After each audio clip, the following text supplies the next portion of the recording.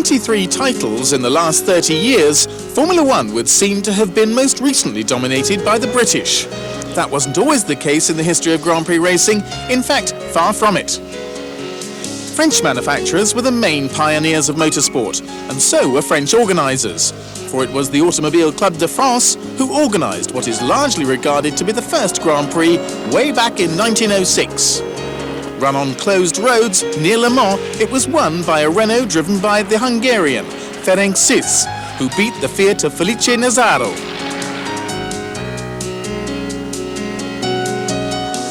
A year later, the latter took his revenge at Dieppe.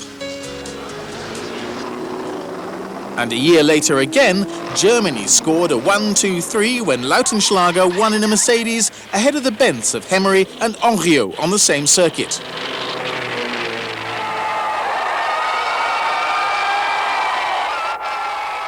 Thus the scene was set. For the next 50 years or so, French, Italians and Germans would battle for supremacy. After the heroic age of the city-to-city races at the end of the 19th century, the first Grand Prix were disputed by cars that were still primitive, but already powerful. In spite of a pleasant, warm and sunny day and a slippery surface, Sis's Renault's average speed was over 60 miles an hour. 70 years would elapse before a Renault would enter a Grand Prix again. The occasion was the British Grand Prix at Silverstone on July the 16th, 1977. It may have been symbolic, but it was a return to racing that would prove to be tough, particularly as it aroused as much sarcasm as interest. That was because the Renault Elf RS01 was powered by an innovative 1.5-litre V6 turbocharged engine. At that time, all other Formula One cars were powered by normally aspirated 3-litre engines, that is to say, twice as big as the little Renault, as laid down by the regulations. According to the engineers of the time, this was too great a handicap to the turbos. But for the moment, Renault were coping with the constant development pains of their new engine and those who mocked their imprudence. Traditionnellement, les turbocompresseurs équipent les camions, les bateaux, les tracteurs, les engins de chantier, mais jusqu'à présent, il équipait pas très souvent les moteurs à essence et très peu les moteurs à essence très fortement performants comme les moteurs du Mans ou de Formule 1. Donc nous nous sommes heurtés à des inconvénients, je dirais, technologiques uniquement liés à notre jeunesse dans cette technologie. Nous nous sommes heurtés donc à notre propre incompétence, à dessiner les pièces qui résistaient aux très fortes pressions, aux très fortes températures qui sont générées dans ce moteur. Et nos sous-traitants ont eu le même mal que nous à mettre au point les pièces qui nous fournissaient, comme les pistons, les segments, les turbos eux-mêmes, etc.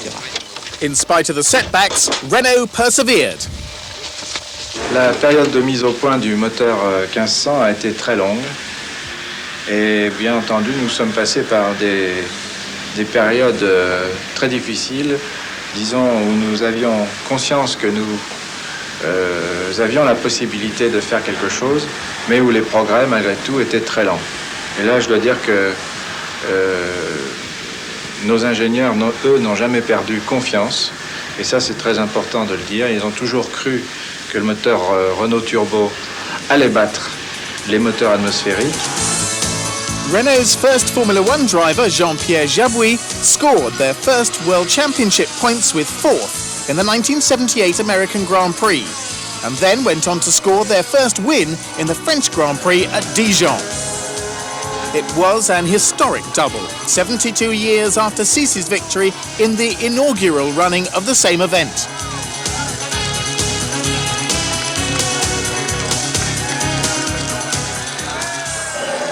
When Alain Prost, the great hope of French motorsport, joined the team in the early 80s, everyone thought that their golden boy would be the final element that could eventually bring the World Championship to the French manufacturer and its Formula One team.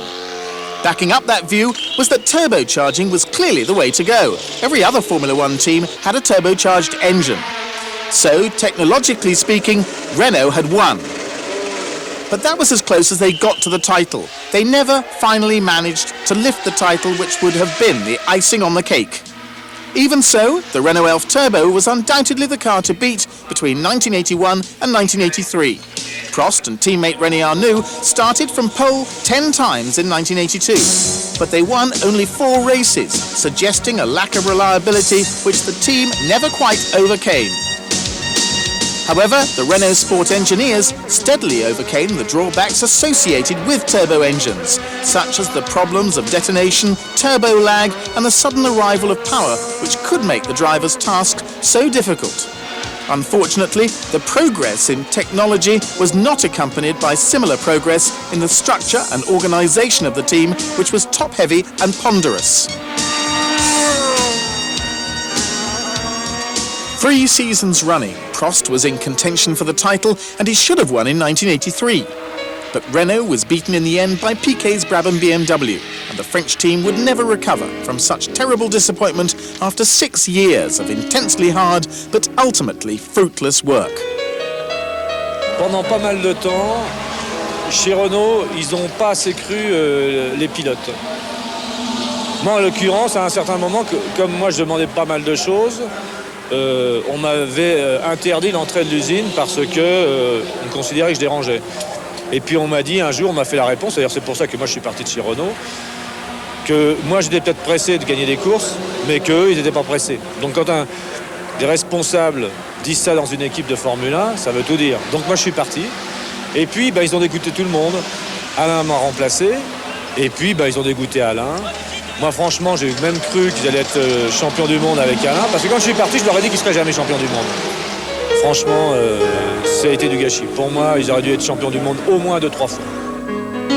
The Renault Turbo era thus ended in frustration and bitterness when, at the end of 1985, a serious crisis caused the French company to wind down its Formula One involvement. Even so, it had much to be proud of. 29 pole positions, 20 fastest laps, and 15 victories. And if nothing else, Renault's innovative step and their emphasis on marketing and public relations meant that Formula One reached an audience and attained a popularity which it had never before enjoyed. But their campaign lacked that final crowning glory, the title, and Renault didn't want that failure hanging over them.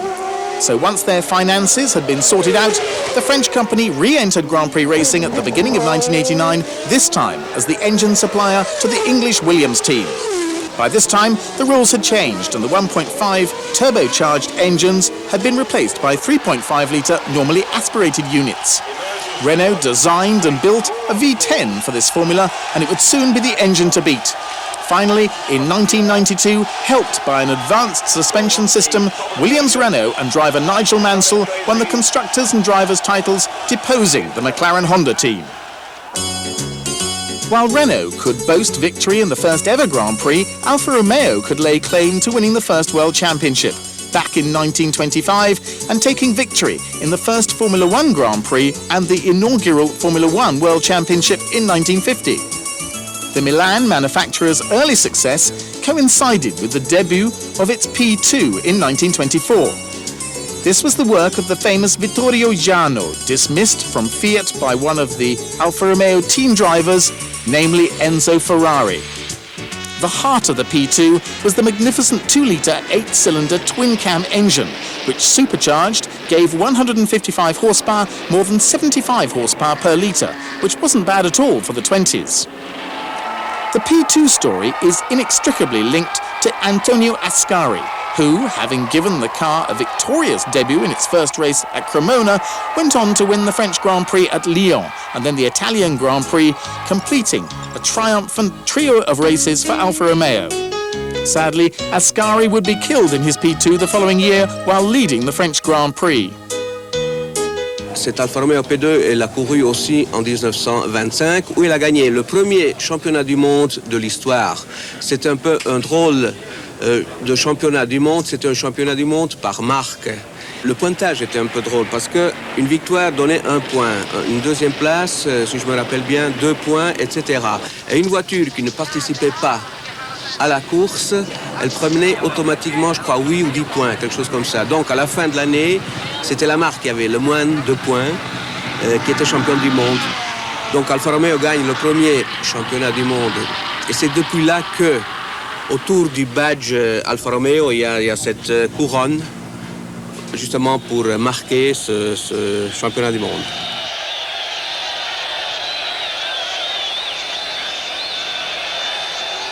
Later, modified P2s were run by a new team, one Scuderia Ferrari, which would expand further when it was officially asked to run the P2's successor, the P3. This was a proper single-seater. The riding mechanic's seat was dispensed with, and the driver's seat was centrally mounted thanks to a new, innovative transmission system. Power was transmitted to the rear wheels by two drive shafts, which formed an inverted V because the differential was fitted to the back of the gearbox. Jeannot's 8-cylinder, twin-supercharged engine gave 215 horsepower in its 2.6-litre version, then 260 when bored to 2.9 litres.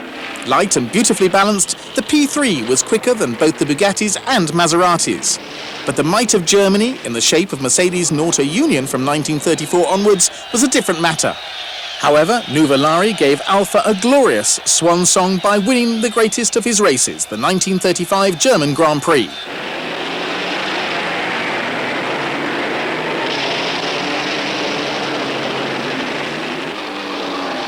Ce Grand Prix d'Allemagne, c'est un peu la course qui a marqué la P3 parce que c'était déjà un peu une pauvre voiture, si on veut parler comme ça, une voiture qui avait déjà plusieurs années. Elle a réussi à battre les Auto-Union et les Mercedes-Benz. Bon, elle ne les a pas battus directement. Ces voitures allemandes ont eu des tas de problèmes techniques, surtout des problèmes de pneus, ce qui a permis à Nuvolari de gagner la course.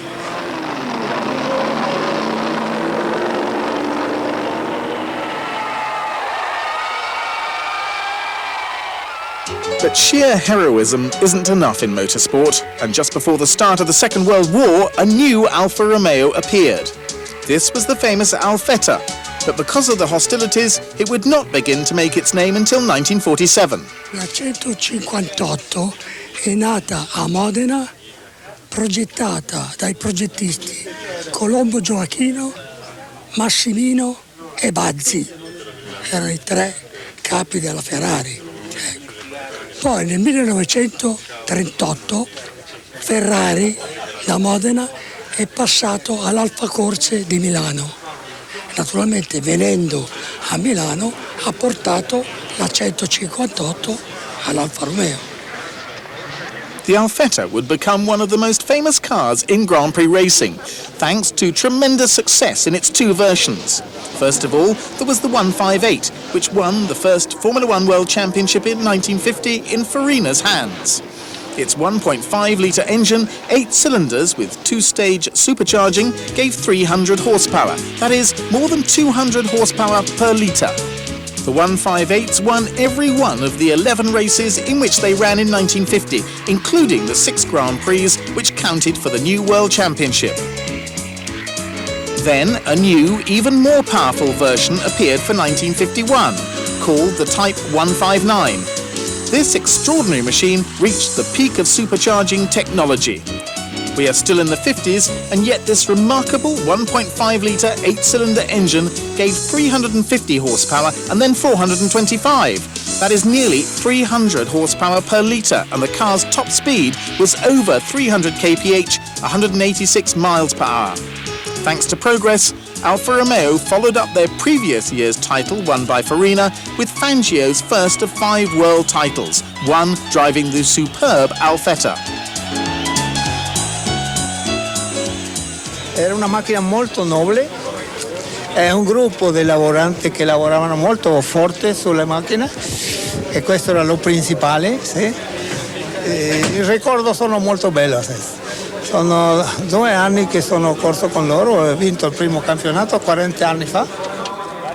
But this kind of technology had reached its limit, and the 4.5-litre normally aspirated Ferrari would take over. Alfa pulled out at the end of 1951.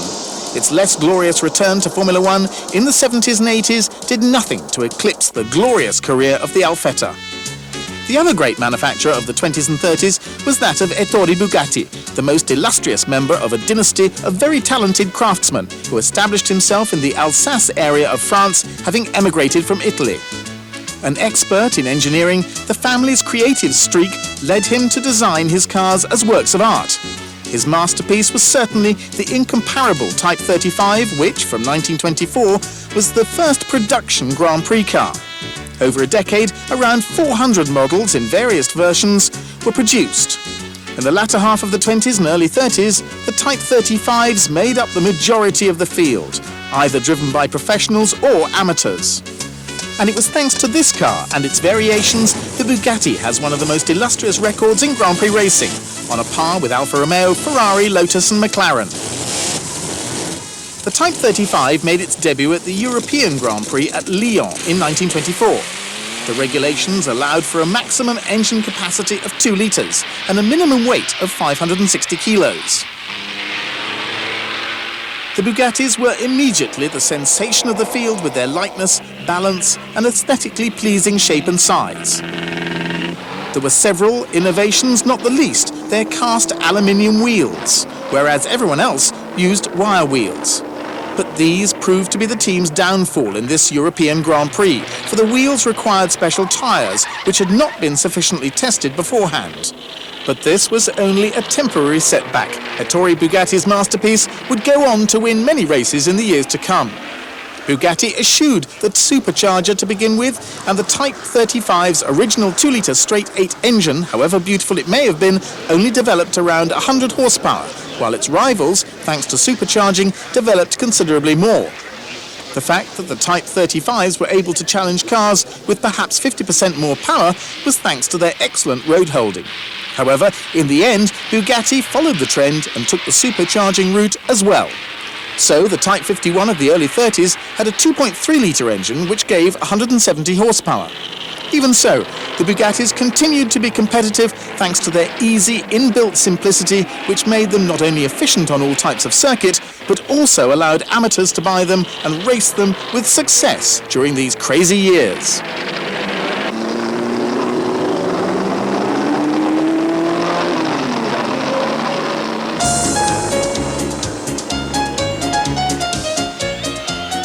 Fifi Étincelin and his legendary cap worn back to front was the archetypal gentleman driver of the period, typical of the driver who found success in the 30s in spite of not being in a factory team. Chiron, Varzi were also helped on their way by driving Bugattis, while René Dreyfus, Robert Benoit and the Williams were among so many others who found themselves behind the wheel of one of these agile machines, neither revolutionary nor very advanced, but which benefited sufficiently from the simple mechanical intuition of the man who designed them. While the production side of Bugatti's racing was one of his company's more lucrative operations, Mercedes' involvement in Grand Prix racing was all about the company's and its nation's image. That was why the German firm's participation was only occasional, unlike Bugatti's before the war and Ferrari's after the war. In all, Mercedes launched 3 well-reasoned offensives, 2 before the 2 world wars, largely for propaganda reasons, and 1 in the 50s to demonstrate that after the defeat and destruction, the company and country were back on their feet again. But apart from the motivation involved, there was also one fascinating characteristic which linked these 3 periods, and that is that they were all very successful.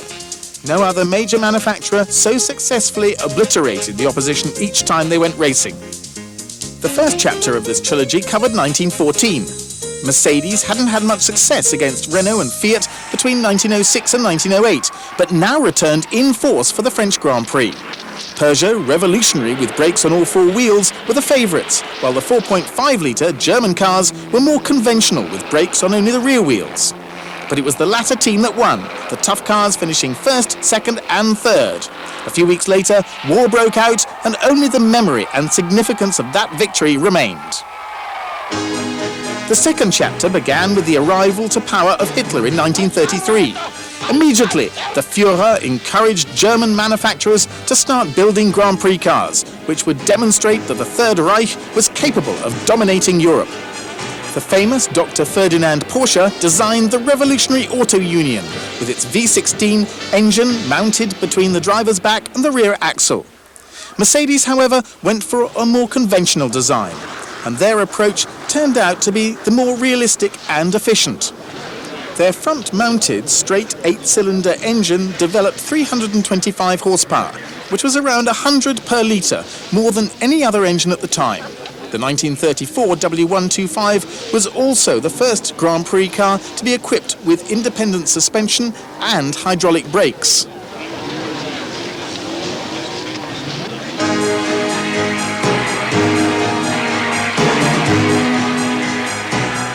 German steamroller, enjoying greater investment than ever before, began to obliterate the lightweight French and Italian opposition in the second half of the 1934 season. The age of the Silver Arrows was nigh.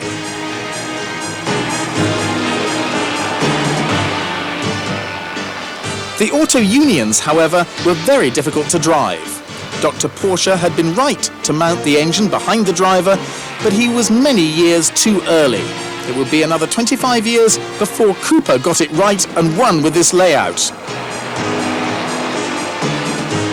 But the two German firms continued their private rivalry and spent vast quantities of money in their attempt to reap the rich rewards promised by Hitler for the best German Grand Prix car.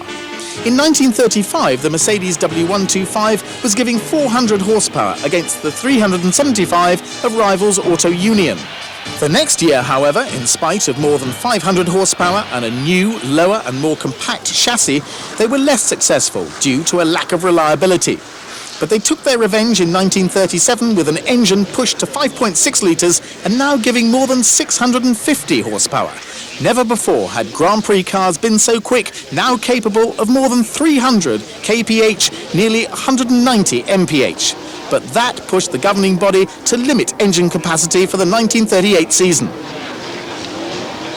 Mercedes a décidé de faire une 3 litres 12 cylindres avec compresseur et de nouveau il y a eu un pas important dans l'histoire, c'était la première voiture à double compresseur. Donc le 3 litres donnait autour de 400 chevaux à l'époque et je pense déjà on tournait entre 8500 et 9000 tours. Elle consommait, une voiture comme ça, une trentaine de litres d'huile par Grand Prix. Et la consommation de l'essence, qui était une essence très très spéciale, dépassait de loin les 100 litres par 100 km de course. It was finally the war that brought to an end the fantastic run of success enjoyed by the Mercedes steamroller as they vied with Auto Union for national honour. Between them, they had made the late 30s one of the most remarkable periods in the history of motorsport. After their formidable racing cars had conquered Europe's motor racing circuits, the Third Reich's equally impressive war machine set out to conquer the continent. The great campaign of the Silver Arrows may have reduced Grand Prix racing to Nazi propaganda, but it was also one of the most impressive epochs in motorsport.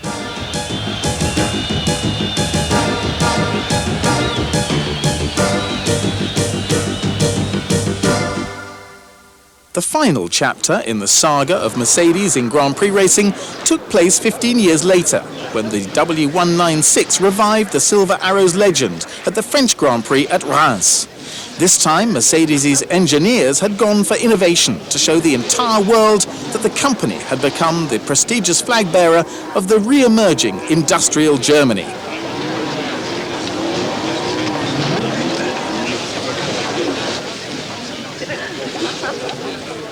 Io credo che questa macchina era una macchina di avanzata.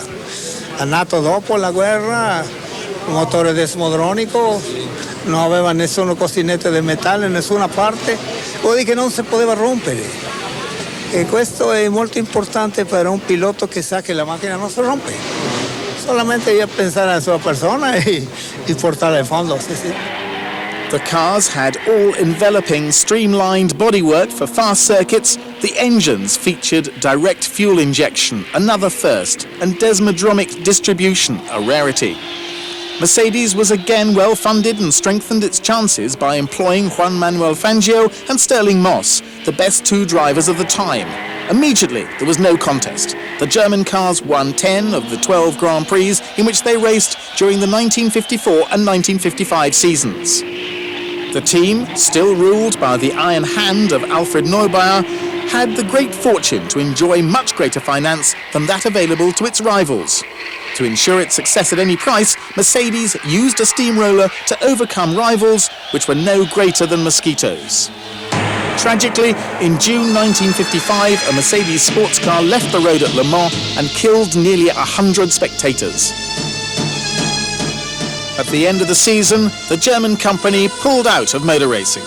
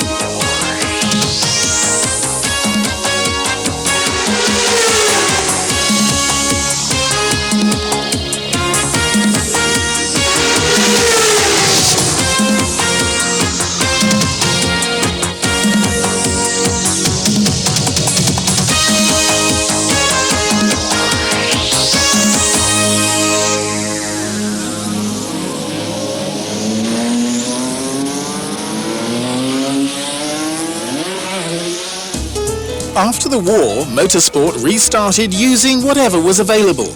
In Italy, the pre-war Alfettas had been well hidden, and in 1950, when the governing body created the Formula One World Championship, Alfa Romeo was ready.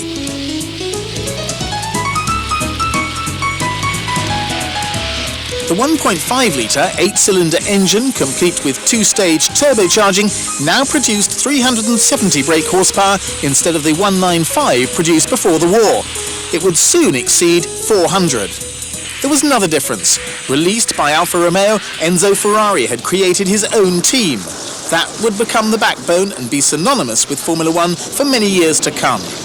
They produced a normally aspirated 4.5-litre V12, which developed 350 brake horsepower.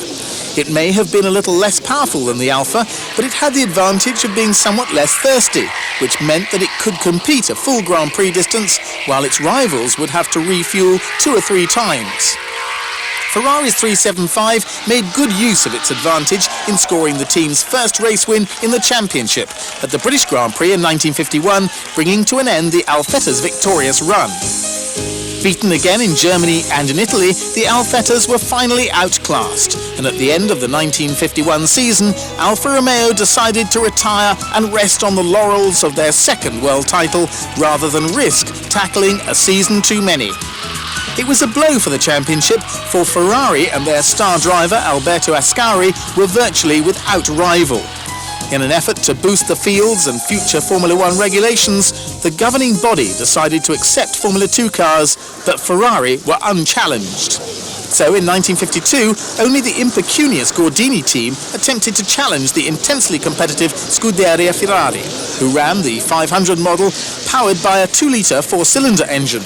This car would win every Grand Prix of the year, perhaps not as incredible a feat as it might have been, but one that hadn't been repeated 40 years later. The Ferrari 500s did almost as well the following year, but this time their success was more praiseworthy, for Ferrari's quartet of Ascari, Farina, Villaraci and Hawthorn came under increasing pressure from Maserati's Argentine trio of Fangio, Gonzalez and Marimon. And while the title may not have been at risk, Ferrari's 500 ended up giving best to Fangio's Maserati in the final Grand Prix of the year. And that would end Ferrari's monopoly in Grand Prix racing.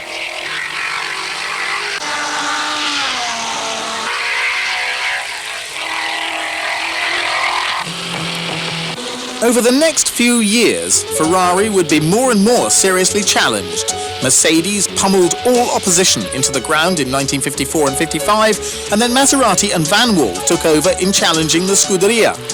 Then they missed the boat when it came to the technical revolution begun by Cooper at the end of the 50s. Propose a Ferrari subito di fare la vettura a motore posteriore, ma lui non la volle fare subito, perché anche lì lui sentiva l'opinione di tante persone che dicevano che la Ferrari, avendo il motore anteriore di produzione, le vetture di produzione Ferrari avendo motore anteriore, che anche lei guidava, non doveva mai fare una vettura a motore posteriore in corsa, perché se vinceva annullava i requisiti benefici della produzione. Mi ricordo il consiglio verso Ferrari del vecchio Taruffi, si ricorda l'ingegner Taruffi, che lui chiamò per sentire al solito il parere, e lui gli disse: ma guardi che qui ormai non c'è niente da fare, la strada è quella del motore posteriore, è inutile, non si può chiamare. E allora dette il permesso di fare la vettura a motore posteriore. Ferrari's about turn coincided with the introduction of new Formula One regulations in 1961, engines limited to 1.5 litres unsupercharged. Ferrari's 156, powered by a V6 more powerful than the English 4-cylinders and characterised by its shark nose, would redress 2 humiliating seasons for the Scuderia when they were soundly beaten by what the proud engineer would call the English Assemblatori. However, the latter weren't giving up easily, and Moss routed the might of Modena at Monaco, thanks to his nimble Lotus and his own talent.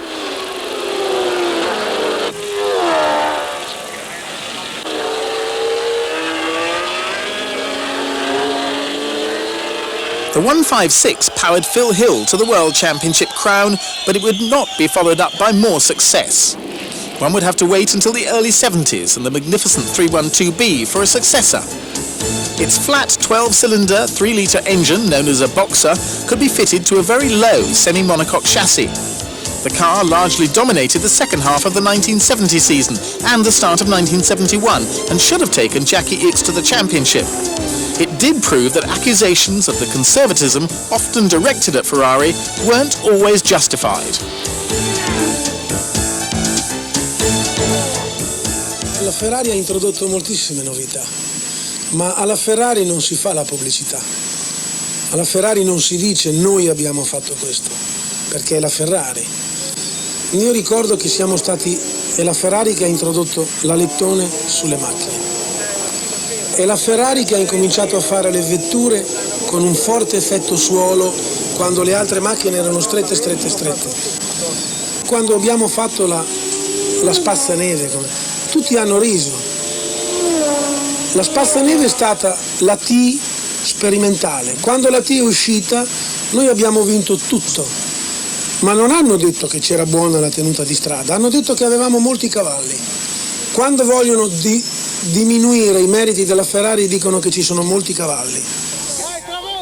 If one omits the Formula 2 period of 1952 and 53, Ferrari's finest hour was with the 312T, the final letter indicating that it was equipped with a transverse gearbox behind the flat 12-cylinder 3-litre engine. This family of cars raced from 1974 to 1980, and its various versions brought no fewer than 3 world titles and 30 victories for drivers Lauda, Regazzoni, Reutemann, Villeneuve and Scheckter, as well as 4 constructors' titles. The 312T marked the golden age of Scuderia Ferrari in Formula 1.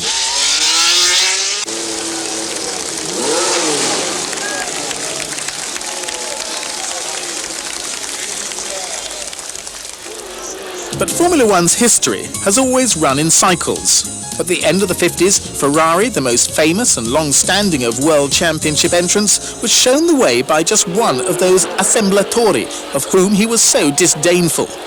That man was John Cooper, whose father began by building tiny single-seaters in a small garage in Surbiton, on the outskirts of London.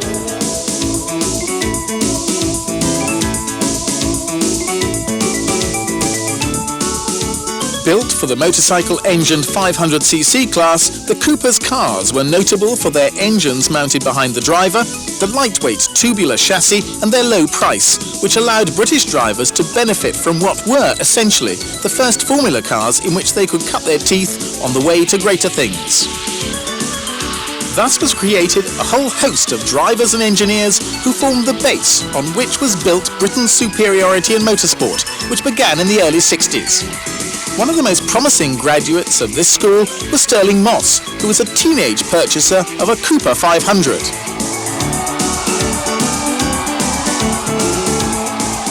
Appropriately then, Moss scored Cooper's first ever Grand Prix victory, his car powered by a 2-litre Coventry Climax in Argentina in 1958. It outclassed the front-engine Ferraris of Musso and Hawthorn in spite of a 500cc handicap. For the first time, the Italian Goliath would have to give best to the English David. Thus began a new era in Formula 1. But it was Jack Brabham more than Moss who symbolised this new era. He was Cooper's works driver, and it was he who claimed the world title in 1959 and 1960. We went on to prove, really, that the rear-engine car was going to be there to stay, because it did have a lot of advantages over the front-engine car. From a traction point of view, weight distribution, getting the weight over the rear axle, and being able to put the power on the ground, because most of the front-engine cars couldn't put the power on the ground.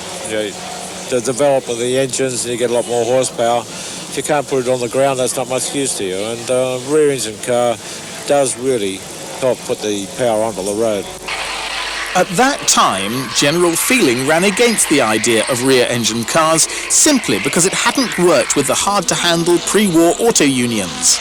It was thought that the reason the cars handled so badly was because of the engine's positioning. But the Cooper's success proved that to be false. In spite of a fairly basic tubular chassis and a less powerful engine than its Italian rivals, the Coopers proved that low weight and manoeuvrability could compensate for a lack of power, particularly on the most demanding of circuits.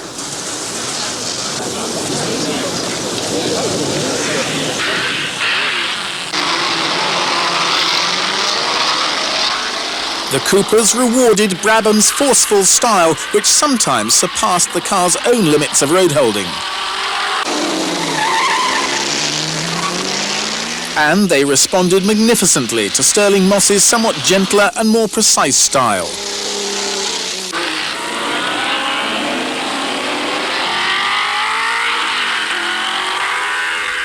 Brabham's success during the 1959-1960 seasons encouraged every constructor to adopt the rear-engined layout. But while Cooper had arrived at this layout as a logical step, Lotus founder Colin Chapman took the format beyond the bounds of even the most imaginative designer. Chapman, quite simply, was one of the great geniuses of motorsport who would take his theories to the limit and constantly sought solutions to the most imaginative ideas which would mark 2 decades of motorsport. Chapman's Lotus 18 was a sort of refined Cooper, still with a multitubular chassis, but its successor, the 25, was the first monocoque chassis in Formula One, a chassis made of stressed, shaped aluminium moulded around bulkheads, and while not an original Chapman idea, is still the basis of Formula One chassis today. C'est la première voiture qui représentait une approche de la sécurité passive en Formule 1. Le fait que cette voiture monocoque ait réussi et se soit imposée, que cette technique se soit imposée, a peut-être sauvé des dizaines de vies de pilotes, parce qu'avant, le châssis était une structure multitubulaire et en cas d'accident, les tubes se pliaient, se cassaient et hachaient le pilote qui était à l'intérieur. Et c'est pas du tout d'ailleurs dans ce but spécifique que Chapman a fait la 25, c'était pour avoir une voiture plus rigide, plus légère. Mais il se trouve que tout de suite, quand on a vu cette voiture, Jim Clark, quand il est monté dedans, il a dit « Je ne monterai plus jamais dans une voiture qui ne soit pas monocoque ». The great Jimmy Clark never drove for another team but Lotus in Formula One. He won 19 races and his 2 world championships came driving first of all the neat Lotus 25 and then its successor, the 33, the 2 most advanced cars in the early 60s.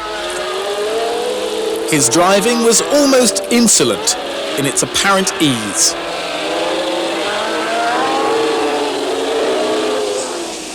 Colin Chapman was entrusted with the first Ford Cosworth DFV V8 engine in 1967, and he designed the Lotus 49 around it, using the engine as a stressed member, again a first in Formula One. See if it'll motor car. I hope so. So do I. Yeah, that's fitting well. Beautiful. Yep, that's the job. Lovely. The chassis itself had a strange look. It finished right behind the driver's back and the rear suspension was part of the engine and gearbox assembly which was designed to take it. It was also a weight-saving solution which Graham Hill put to good use by winning the 1968 World Championship.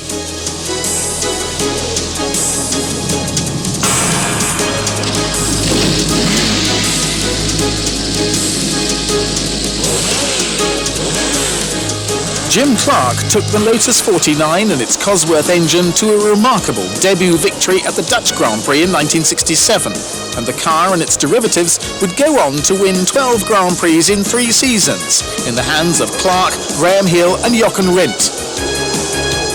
But more than that, it was the inspiration for other constructors in Formula One, rather as the Lotus 25 had been in building their cars for the new 3-litre formula introduced in 1966.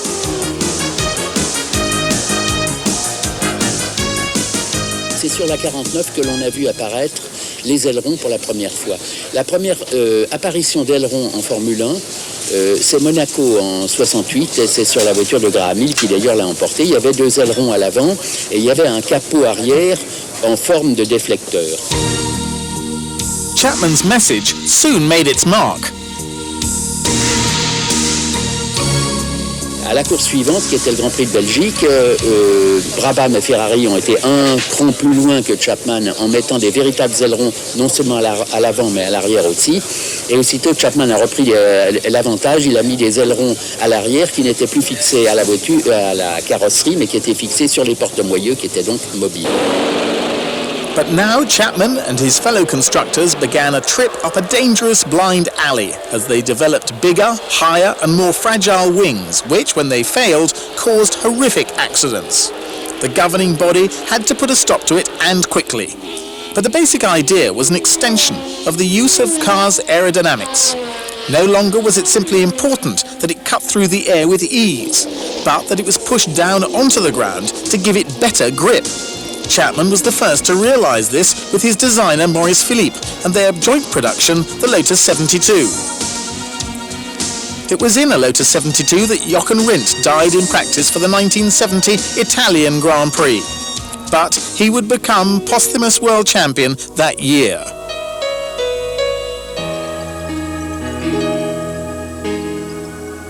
Then it was Emerson Fittipaldi's turn to profit from the extraordinary potential of this innovative and revolutionary machine. Its shape not only produced a remarkable amount of downforce, but moving the radiators from the front of the car to the side pods made a significant change to weight distribution to the rear, which in turn improved traction and grip. Once again, this inspired concept from the fertile brain of Colin Chapman would be adopted by all his rivals. But the 72 was so advanced that it enjoyed an exceptionally long career, seeing service over 4 seasons. It was obviously a distinguished career as well, for this car would win more races than any other in the World Championship, winning 17 Grand Prix in the hands of Rindt, Fittipaldi and Ronnie Peterson. It became the JPS Special for a while, adopting the name of its sponsor. But the Lotus 72 helped Fittipaldi to the first of his 2 World Championships in 1972. But then, things turned sour. C'était une voiture qui était faite pour marcher avec des pneus conçus spécialement pour elle, compte tenu du fait qu'elle avait un poids non suspendu extrêmement faible à l'avant. Et à l'époque, Chapman était avec Firestone, qui faisait des pneus spéciaux pour la 72, et ce qui lui a permis de remporter ses succès. Et puis, Firestone s'est retiré de la compétition, Goodyear est venu, et Goodyear a fait des pneus pour tout le monde, puisqu'à l'époque, ils étaient les seuls fournisseurs de pneus. Ils ont fait des pneus standards qui ne convenaient plus du tout à cette voiture. Chapman's last technical gift to Formula One before dying of a heart attack at the start of the 80s was the idea of using ground effect in Formula One.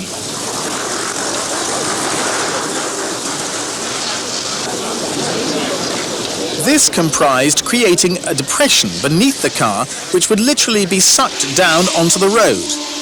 It was first seen on the Lotus 78, which appeared at the start of the 1977 season, but it suffered a lack of reliability. However, once again, Chapman and his associates Tony Rudd and Peter Wright had succeeded in eclipsing their rivals. Chapman had basically gained on 2 fronts. Downforce was no longer obtained by the wings. These were simply used to balance the car, so there was less drag.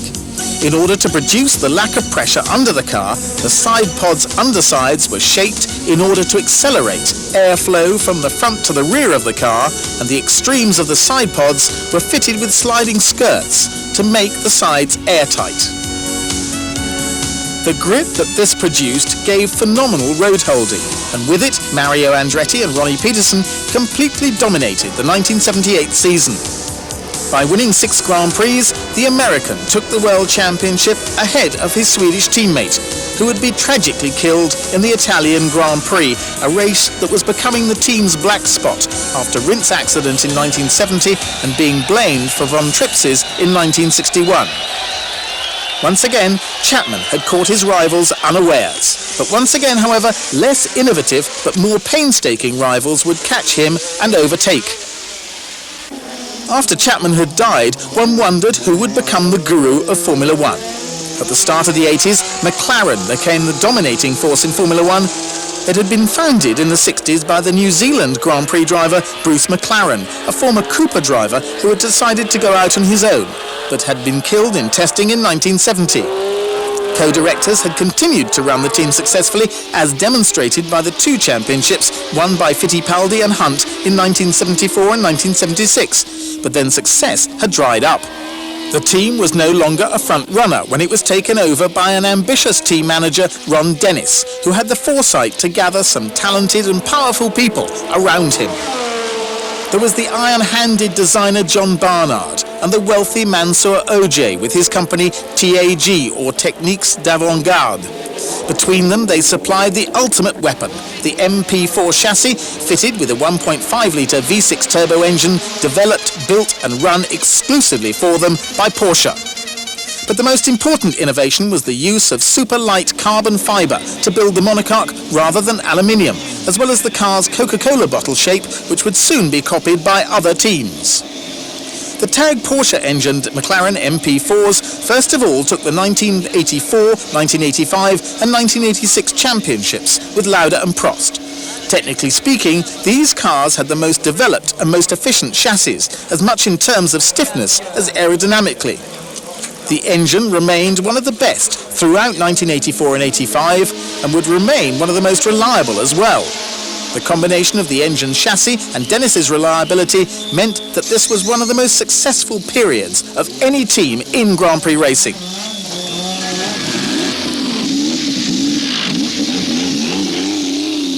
Dennis had raised the standard of team organisation to unprecedented levels. He had managed to raise a substantial budget, but in return for this, and also because of it, he used all his motivation and his purest ideals to go about the business of motor racing in a much more detailed way, tackling each and every job with greater care and professionalism. But by raising that standard, everyone else now had to seek greater budgets in order to attempt to rival his team, and the price of victory was so high that few could afford it. Dennis had to pay dearly for his TAG Porsche engines, but Hondas, while just as competitive, were a great deal cheaper. We were in a customer-supplier relationship. We were the customer, they were the supplier. As in any customer-supplier relationship, we were paying, they were receiving our money, and they were making an engine to our specification. At the time, it was an immensely successful program, but it was becoming apparent that it was not possible to finance to the level that was going to be required the 3.5-litre normally aspirated engine that was due to be introduced in '89. We chose to open discussions with Honda, and those discussions were based on the philosophy of our respective companies and the desire to have a real partnership. It was a sort of total commitment that you make, similar to a marriage. You know, it's for better, for worse, for richer, for poorer, all these things, and that was a sort of level of commitment that we made.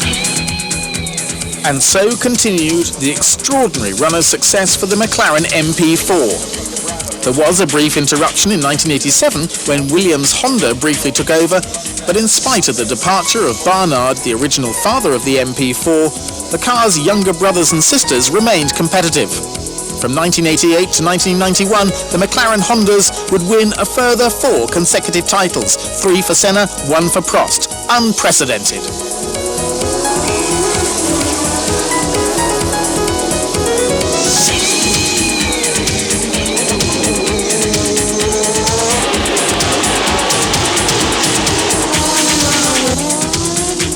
Indeed, the sheer statistical success of the McLaren MP4 makes one real. Between the McLaren TAG's first win at the 1984 Brazilian Grand Prix and the McLaren Honda's last win at the 1992 Australian Grand Prix, 9 seasons, these cars won 4 drivers' titles, 6 constructors' titles and 69 Grand Prix, an average of 7 wins per season for almost a decade. And that average rises to 9 per season if you take it from 1987 to 1992. Never had a team, and certainly not a car, spent so long at the peak of Formula One, a sport which, until Ron Dennis took over McLaren, had always seen constant swings and changes in power.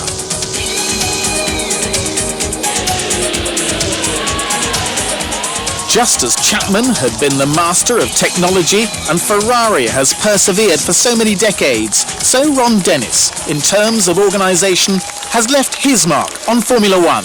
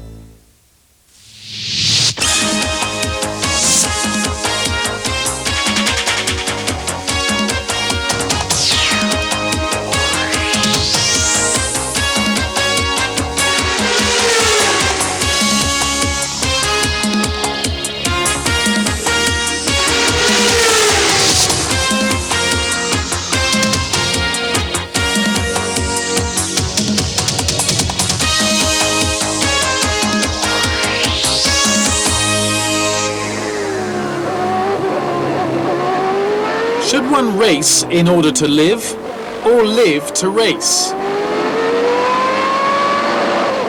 La Régie Renault a choisi la Formule 1 pour deux raisons.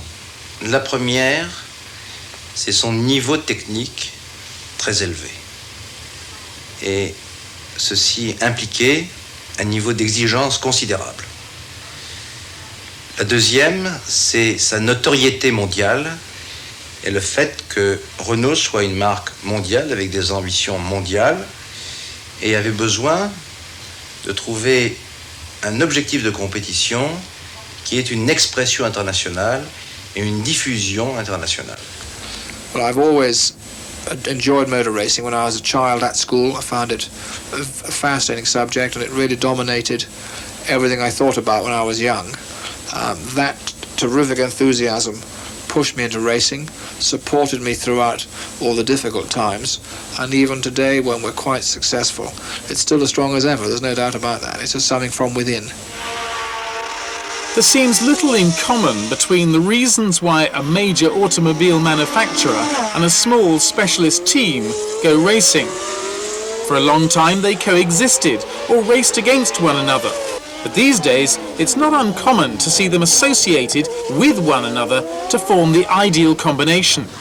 In the early days of the car, the reasons why a manufacturer should go racing was scarcely any different to current reasonings. Quite simply, racing was a way for those manufacturers involved to prove to their clients the qualities of their products, for the cars that they raced were virtually identical to those which they sold. In the 20s, however, the technology of Grand Prix racing needed to be more specialised, and so bigger manufacturers such as Peugeot, Fiat, even Mercedes, moved away from racing, allowing specialist sports car manufacturers to take the stage. This then was the great age of Delage, Alfa Romeo and Bugatti, who found that racing not only enhanced their corporate image, but also fed the bank balance, as they were able to sell racing cars to wealthy gentlemen drivers. And until the end of the 60s, Grand Prix cars were painted in their national colours, British Racing Green, Italian Red and French Blue. This suggested that Grand Prix weren't simply contests between manufacturers and teams, but also between great industrial nations. In the quest for status and propaganda, the leaders of the Third Reich soon appreciated the prestige to be gained from winning with German technology, flying the flag which denoted the increasing power of Nazism. So, at the beginning of the 30s, they began to encourage their major motor manufacturers to enter Grand Prix racing as it was then. But it wasn't enough just to participate. It was imperative to win, and even, if possible, to totally dominate their rivals. Consequently, Mercedes and Auto Union were largely used to prepare for battle.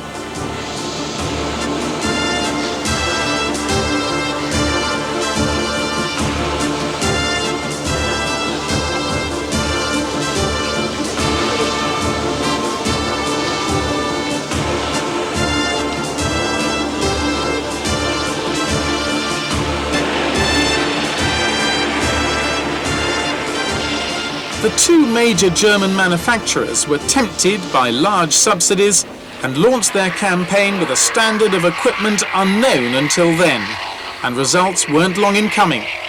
Faced by this formidable armada, better organised and extremely well equipped, the opposition of Italian and French specialist manufacturers crumbled. Just as quickly and efficiently, a few years later the same nations would come up against similar opposition of a much more ferocious nature.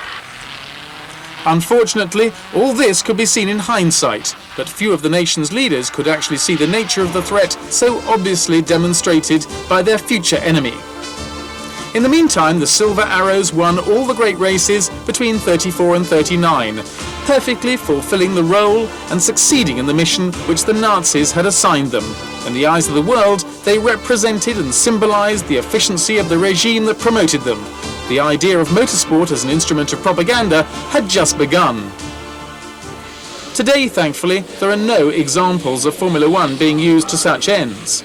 Nevertheless, the very expensive subsidy which Fiat has paid to Ferrari since the late 60s is motivated by similar considerations and with similar reasoning. Fiat is exceptional in that it owns almost all the major Italian car manufacturers, but the directors see Ferrari as flying the flag for Italian national industry as a whole. So each Ferrari victory is seen as being a selling aid, not only for Fiat's, Lancias or Alfa Romeos, but also for machine tools, washing machines, and a host of other products of engineering. Besides, Ferrari have never changed their traditional national colours.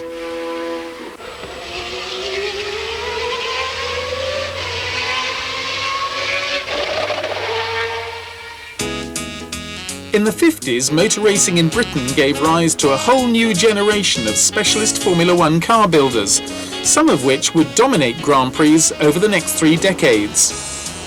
But it was the rich industrialist, Tony van der Velde, manufacturer of the famous bearings of the same name, who would be the first to attempt to win the World Championship. To drive his Van Walls in their attempts to beat the Ferraris and Maseratis, he hired the best of the English drivers, Stirling Moss, who was, with Fangio, the best driver in the world at the time. The campaign nearly worked. Van Wall won the Constructors' Cup in 1958, but Moss just failed to win the title, which went, in spite of fewer wins, to Ferrari driver Mike Hawthorn.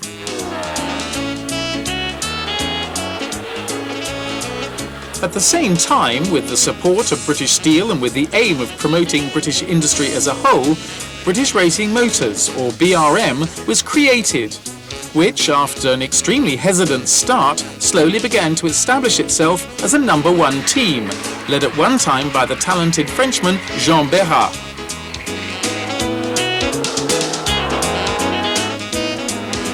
When van der Velde closed down his team due to ill health, BRM took up the challenge and reached its peak in 1962, when Graham Hill and the team won their respective world championships.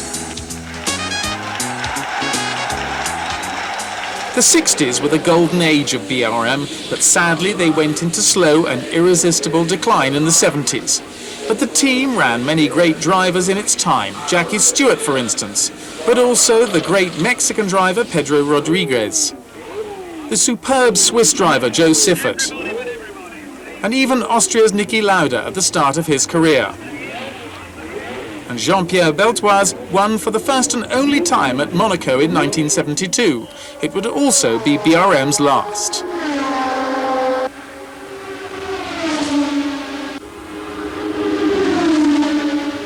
But the end of the 60s saw a new structure in place in Formula One.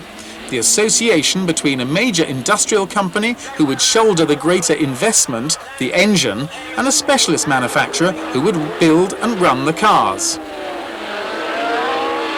Colin needed a new engine.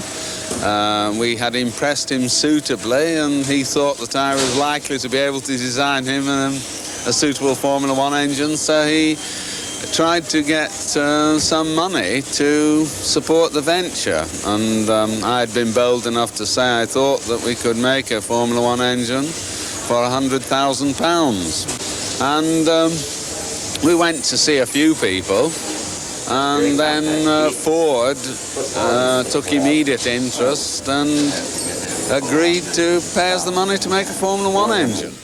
I think that's really great. I think that this is the first time we've been able to coordinate the build of an engine and a chassis together and design each one to suit the other. And with the sort of weight and simplicity and power that keeps coming up, I think we're going to have a fabulous motor car. Yes, I quite agree. Very reasonable.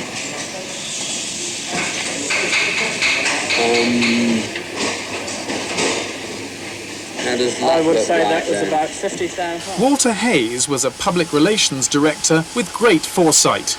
He could envisage the huge profit that Ford could make out of its Formula One involvement. Thanks to him, Ford invested a relatively small sum of money and gained an enormous amount of prestige and publicity by participating in just such an operation. In structural terms, the Lotus 49 was innovative because the engine was a stressed member, a structural part of the chassis which carried the rear suspension. This was something that would later be universally adopted on all Formula One cars. Its V8 engine was designed and developed in the workshops of Cosworth, a small English engineering company which until then specialised in building competition engines based on small capacity production blocks.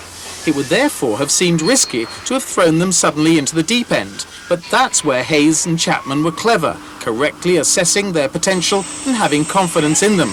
They would be paid back more times than they could ever have hoped for.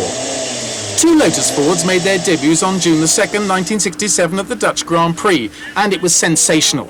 After Graham Hill dominated practice, Jim Clark won the race ahead of Brabhams and Ferraris. It would be the first in an extraordinary series of more than 150 wins for the V8 Ford Cosworth, which would establish a record unprecedented in the history of motorsport. But the use of this engine would not remain the exclusive right of Team Lotus, and gradually it would take over as a power unit for the majority of the field, to the point where, but for Ferrari, Formula One might quite simply have become Formula Ford. Obviously, the entire structure of Formula One had been transformed. There was no longer need to invest huge sums in the manufacture of an engine. All a team had to do was to buy a Ford Cosworth to be sure of being powered by a competitive engine. The era of what Enzo Ferrari disdainfully called the assemblatori, the kit car manufacturers, had begun. We seem to manage to beat them all with, first of all, Lotus, and then the Matra came out and with Jackie Stewart driving, and then McLaren. And we gradually got most of the good teams, and therefore we won most of the races. Between 1968 and 1982, 15 years, the V8 Ford Cosworth DFV won titles for no less than 12 world champions. Stewart, Rindt, Fittipaldi, Hunt, Andretti, Jones and Rosberg all owed their titles to that power unit. And it would win its 154th and final victory in the United States East Grand Prix in Alboretos, Tyrrell, after 16 seasons of great and loyal service, an incredible record of staying power. This success story marked a break in the pattern of the history of Formula One. In spite of occasional Ferrari success, it now appeared that the task of making a complete Formula One car had become a handicap for a team, as was illustrated by Matra's experience. When he entered Formula One, Matra boss Jean-Luc Lagardère quite sensibly opted for a two-pronged approach. On the one hand, he supplied the Tyrrell team with chassis into which they fitted the ubiquitous Ford Cosworth V8. But at the same time, he set up a 100% Matra team, whose cars were powered by their own superb V12. On paper, this engine had more potential than its rivals, because its basic design meant that it should have been able to rev higher and thus give more power. But on the minus side, it was a lot thirstier, and worst of all, a lot more complicated. Consequently, it took longer to develop, particularly as the team was a lot less experienced than its British counterpart.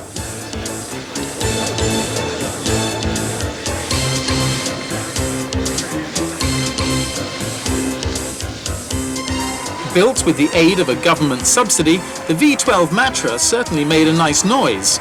Unfortunately, however, the French manufacturer chose to divide its efforts between endurance racing and Formula One, which did nothing to help the results in either.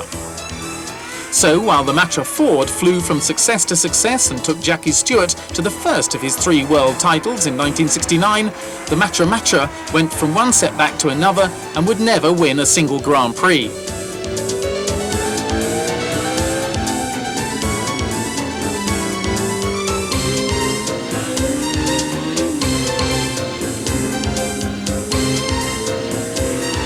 In fact, it wasn't until 1977 that the V12 won, and then it was fitted into the back of a Ligier driven to victory in Sweden by Jacques Lafitte.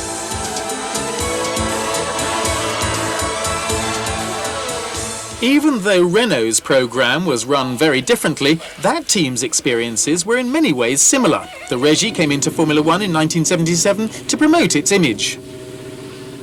Nous pensions que la première preuve que nous devions faire, c'est de montrer que Renault faisait de la compétition et accédait progressivement au niveau de notoriété mondiale avec cette compétition, mais en même temps, elle voulait développer une technologie de pointe qui pouvait avoir des retombées sur l'image technique de Renault et éventuellement sur des produits de série futurs.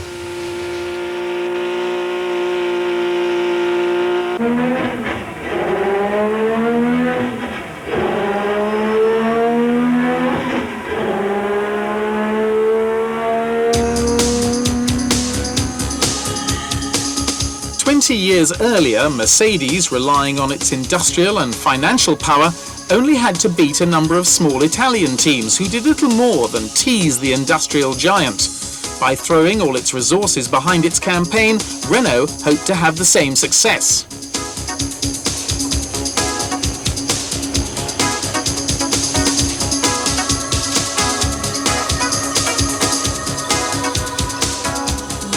But times had changed. The advent of sponsorship had changed the game. Since the 60s, the smaller teams had become wealthier now that they could tap into outside finance. That had raised the overall standard of competition, and the smaller teams had become much more professional and better equipped than they had been a decade earlier. They were therefore much tougher and tenacious adversaries, and Renault also chose the more difficult course of action by deciding to construct and run cars entirely designed and built by their own engineers and technicians.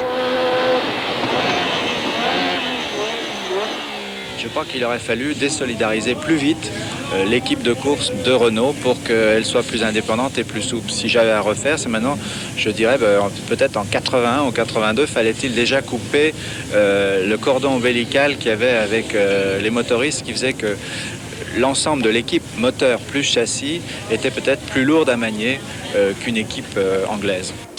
Between 1977 and 1985, the Renault Sport team won 15 races but never achieved their chosen goal, the World Championship title. Honda tried to do the same thing, but with no more World Championship success in the 60s, winning just the 1965 Mexican Grand Prix. But having learned this lesson, the Japanese manufacturer then enlisted the help of Lola and Surtees as partners. However, this was no more successful and was soon curtailed. Nevertheless, Honda had been able to weigh up the advantages and disadvantages, so that when they returned to Formula One in 1983, it was simply as engine suppliers with an ambitious V6 turbo initially supplied to Spirit, which were virtually their test team. Turbocharged engine is anyway the advanced technology for the future in the passenger cars.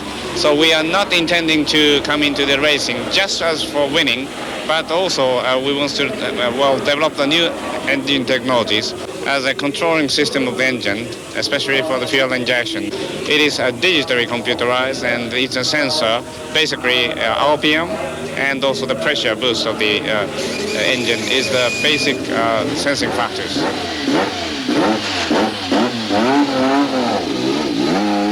Honda's approach set new standards in that they drew on all the major elements from their factories and seemed not to have a budget. Even so, the Japanese also appreciated that they needed to enlist the help of a major and successful partner. Within 6 months, they had teamed up with Williams, the previous year's world champions. Their main rivals were the McLaren team, whose cars were fitted with tag engines developed by Porsche, and Brabham, who had BMW power and for whom Nelson Piquet would win the 1983 World Championship. The Brazilian moved to Williams and would win the title again in '87, this time powered by a Honda engine. But the Japanese were unimpressed by the rather public inter-team rivalry between Piquet and Mansell, and were wooed away from Williams by Ron Dennis, whose McLaren team was setting unprecedented new standards in Formula One professionalism.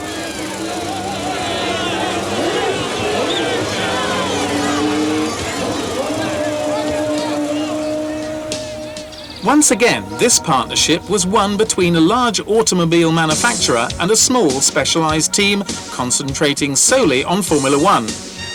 But the McLaren team was no longer what the French had once referred to as a garagiste. McLaren was now a highly professional team with very tight organisation which left nothing to chance, whose perfectionism, presentation and preparation surpassed anything previously seen, helped in no small way by a sizable budget courtesy of sponsors. What Ron Dennis had done was to set his sights higher than perhaps anyone before. He wanted to totally dominate the sport with faultless reliability, reaping total success. He found the budget and in so doing established new standards for his competitors to aim at. In the meantime, this battle plan, allied to Japanese stringency, would carry all before it. Into this perfect mix, Dennis added the best two drivers he could find. Alain Prost, the champion of the 80s, and the only man perhaps capable of beating him on a regular basis, Ayrton Senna.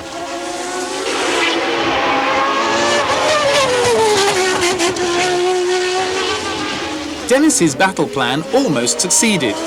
Without Honda engines, the Williams team were almost and also ran, allowing the McLaren pair to share 15 victories from a possible 16. Only the Italian Grand Prix was missing from their record, allowing Ferrari a face-saving victory. Honda, with McLaren, would win the 89, 90 and 91 championships, giving them a full house total of 6 constructors' titles in 6 years and 5 drivers' titles. Only Ford and Ferrari had more victories, but over a much longer period of time. Between 86 and 91, Honda's engine dominated Formula One, almost without rival. But by the time the Japanese manufacturer decided to quit Formula One during the 92 season, they had found a worthy rival. Ce matin, nous avons terminé la négociation et avons signé avec Williams un accord de partenariat valable sur 3 ans, 89, 90, 91. Nous nous fournirons les moteurs à l'équipe Williams. Renault had pulled out of Formula One at the end of '86, having failed to win the world title and suffering a period of financial difficulty. Now they had returned as an engine supplier to the team who had first taken Honda to victory. Frank Williams and Patrick Head still led the team. Patrick Faure, the boss of Renault Sport, was less demanding than Ron Dennis had been. He wanted victories in '90 and to be a World Championship contender in '91.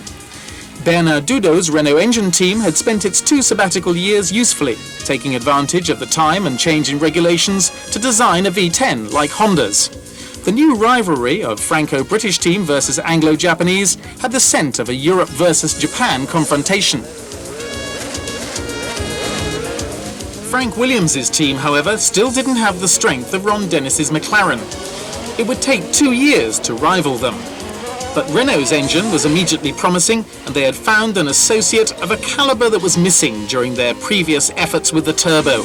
A team that was very experienced, could react quickly, and was totally independent, allowing it to exploit its partner's effective means without the burdens of a large enterprise. In order to beat McLaren Honda, both Williams and Renault quickly realised that they would have to take engineering risks so that their rivals' weak point became their conservatism. To begin with, this proved costly until they became reliable, and then they began to pay off.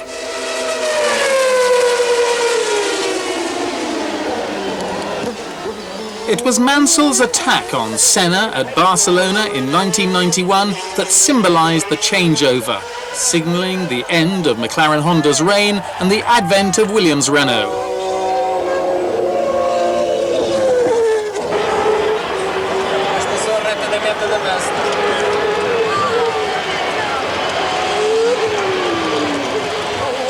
Even so, Mansell, in spite of winning 5 races, was still unable to prevent Senna winning the title.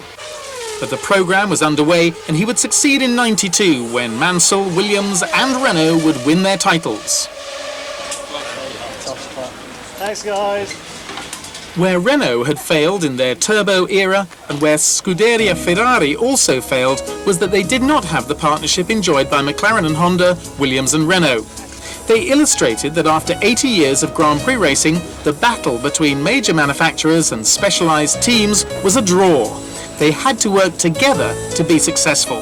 That way, it was possible to draw the maximum amount of knowledge and enthusiasm from the former to begin with, but also the great financial power from the latter, who could invest much more heavily. At the beginning of the 90s, there was no other way of attaining technical perfection in Formula One. Both methods of tackling the same job had had their day, and the ideal solution was a combination of the two.